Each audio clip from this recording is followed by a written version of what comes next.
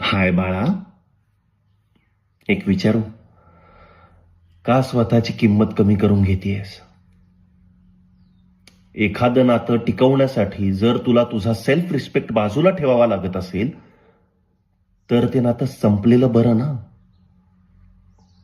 तू एकटीने efforts टाकून, तू एकटीने sacrifice करून हे नातं आत्ता टिकेल. पुढचं काय? पुढे जाऊन ह्याच नात्यामध्ये आपला कोंडमारा होतो. या नात्यांमधून बाहेर पडणं अशक्य होतं. ज्या नात्यात आपल्याला महत्व नाहीये त्या नात्याला आपण का महत्व द्यायचं? बाळा, अशी नाती वेळीच आणि लवकर संपलेली बरी असतात. मान्य आहे ना, आता त्रास होईल आपल्याला थोडासा, पण पुढे जाऊन आपला जो कोंडमारा होणार आहे ना, त्याच्यापेक्षा हा त्रास नक्कीच परवडला. You deserve better.